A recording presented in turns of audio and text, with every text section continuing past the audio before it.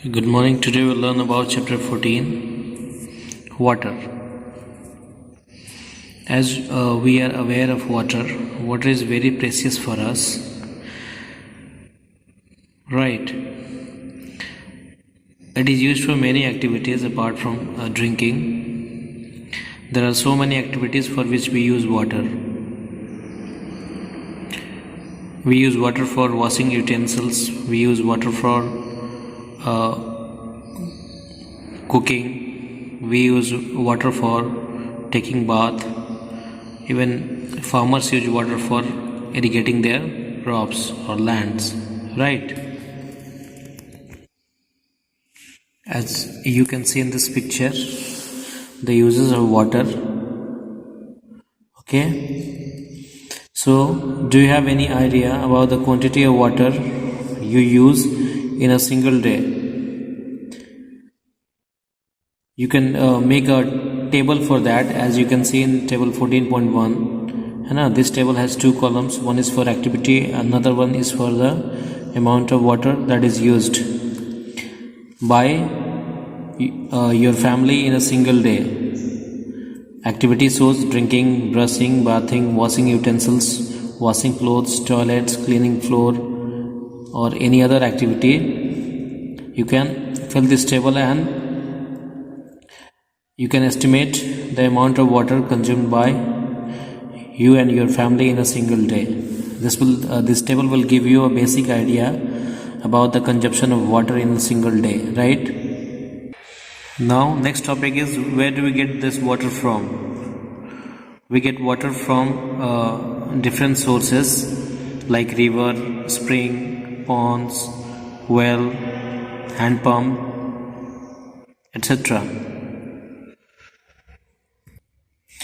We all get water in our home from the taps, but all these taps, they are connected through a network of pipes the water comes into the pipe from the river, spring, pond, well, hand pump, tube wells, etc.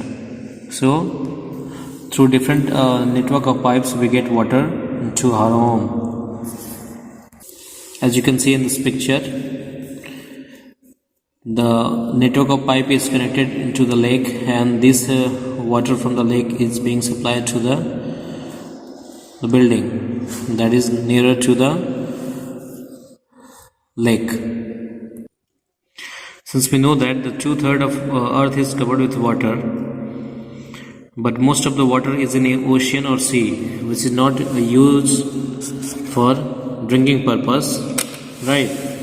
Because the water in the ocean and sea has many salts dissolved in it, and we cannot use it directly because it is saline, means it contains salt in great proportion, so it is not fit for drinking and other domestic or even agriculture purpose also. We cannot irrigate our field with salty water because it will just hamper the growth of the crop, and it will actually decompose the crop, right? And we also know that the groundwater is being depleted day by day, so it is very important for us to use the groundwater as per our requirement. We should never waste the groundwater, right? As you can see a line of a poem, that is Rhyme of the Ancient Mariner. It was written by St. Coleridge in 1798.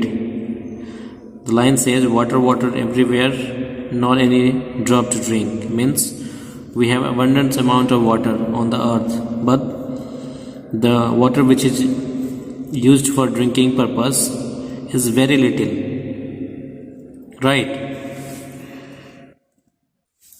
So the motive of poets'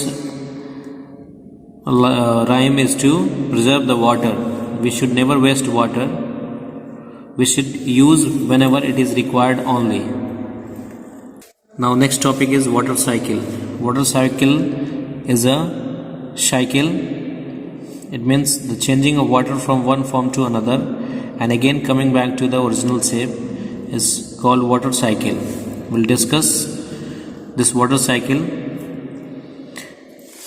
So the water cycle involves conversion of water into the vapor form, right? When the water is heated by different means, either from the sunlight or any other mean, it gets converted into the water vapor, and the vapor being lighter in weight, it moves into the atmosphere. Whenever it goes to a greater height, then due to the temperature, due to the decrease in temperature, it gets again cooled and gets converted into the water droplets, and that droplets again comes down in the form of rain. So this process continues, and this process is called a water cycle. Now in this first we'll see this topic, that is disappearing trick of water. As you can see, clothes are drying in the clothes line in the hot summer day. You might have seen that after washing the clothes, we actually dry the clothes in the open areas, right? Have you ever wondered how these clothes dried up? They dry up because due to the heating process, the water content in the cloth gets heated up, and that water gets converted into the water vapor. And since the vapor is very light in weight, it goes up into the atmosphere, right? So this is how this drying process of the clothes take place. Even this process is applicable to different places also where water gets collected, right? You can see after the rainy day, the water on the road, the water on the rooftop, and few other places, they disappear, right? So the water they disappear because they gets converted into the water vapor and evaporates. All this evaporated water again combines and they form cloud, right? To understand this topic, let's take this activity. We'll take two similar plates. Place one of the plate in sunlight and keep the other under shade. Now we'll pour equal amount of water in each of the plates.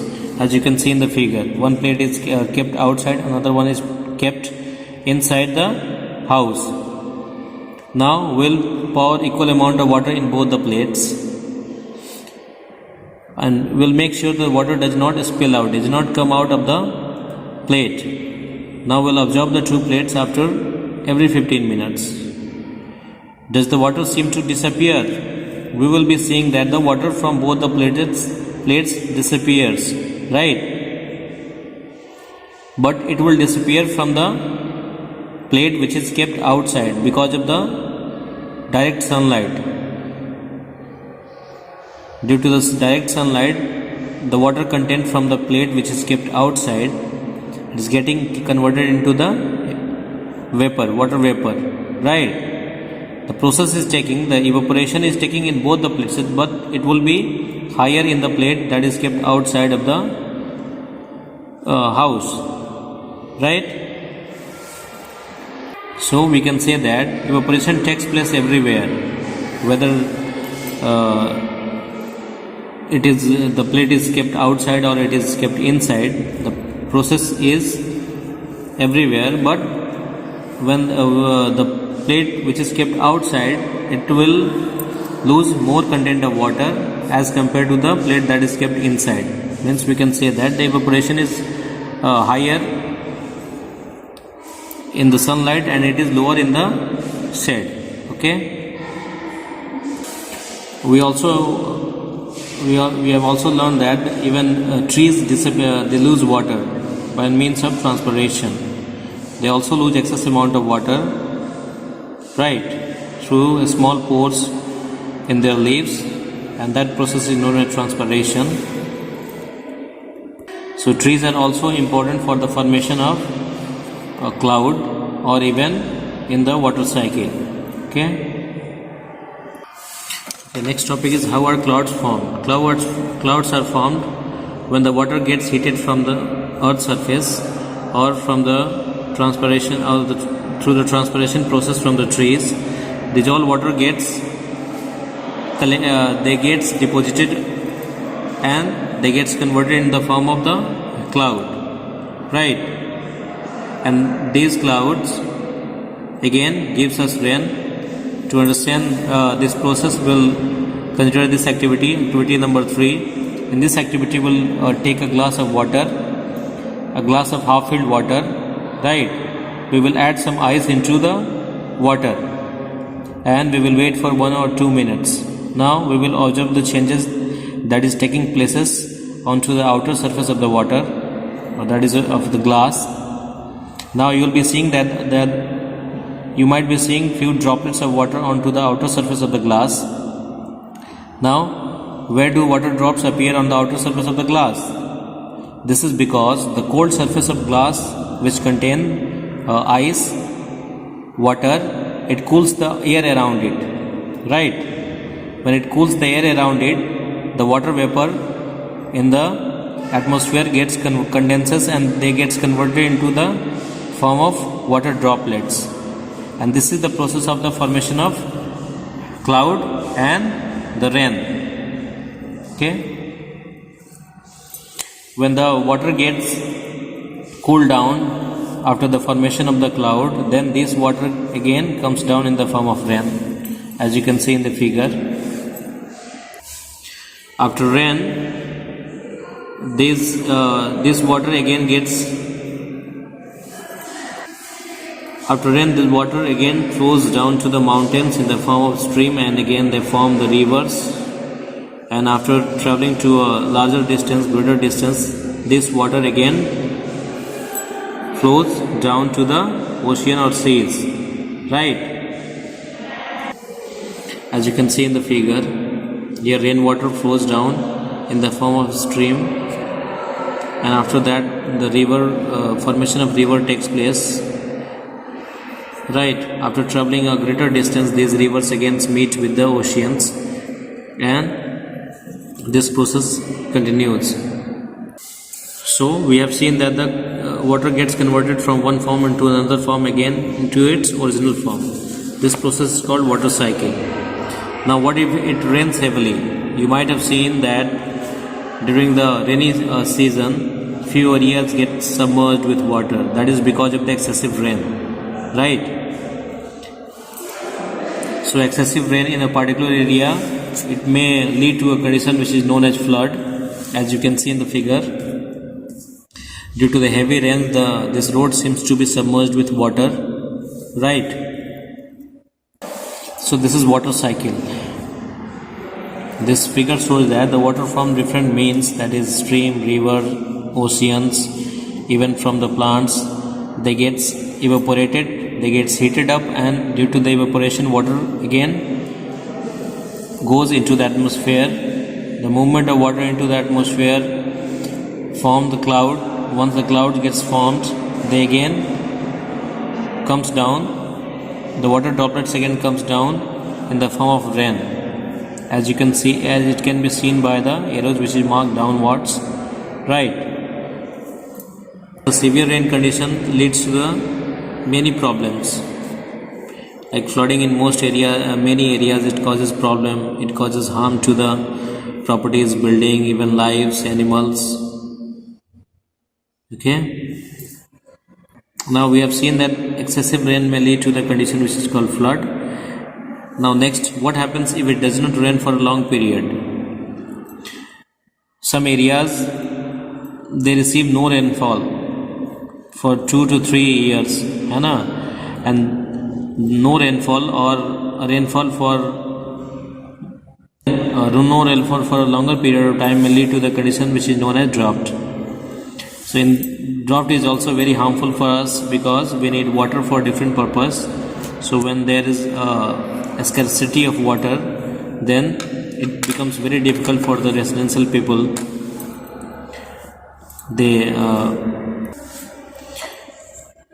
They do hard work to search for the water. Even they They need water for food and fodder also. Fodder is required for the animals, food is required for the us people, right? So this condition is also very severe if it does not rain for a longer period of time. Now, to tackle these problems, we need to conserve water. We need to use water as per our requirement only, as we know that only a fraction of water available on the earth is fit for use the plants, humans and animals. Most of the water is in the ocean, which is not used by us, right? So we need to conserve water. To conserve water, we can use different means for conserving water. To conserve water, we have two most important techniques. First one is rainwater harvesting technique, and second one is allowing the water to go into the ground directly from the roadside drains to collect rainwater, right? So it will increase the groundwater level. Now, as you can see in this figure, the rainwater that is collected onto the rooftop of the building, it again gets flown into a dishes that is dig out just near the building with the help of pipelines, and this water will be used by the people living in the particular area for the future purpose. So this process is called rainwater harvesting technique, right? In this technique, rooftop water harvesting technique comes into the picture. In this system, the rain is collected from the rooftop to a storage tank, as you can see in the figure, through a piping network. This water may contain soil from the roof and it may be filtered afterward to use, right? Now, next method is to allow the rainwater to go directly into the ground. So this method increases the groundwater level. So this was about this chapter number 14, water, right? Now in this chapter we have discussed about why water is essential for us, right? Conversion of water into the vapor form and again into the water form. We have seen how clouds are formed, right? And again the formation of cloud gives us rain. Even circulation of water, how does the water circulate between ocean and land? That is known as water cycle. We have also seen that excessive rain can lead to a condition that is called flood, and no rain for a longer period of time may also lead to a condition that is known as drought, right? And finally, we have seen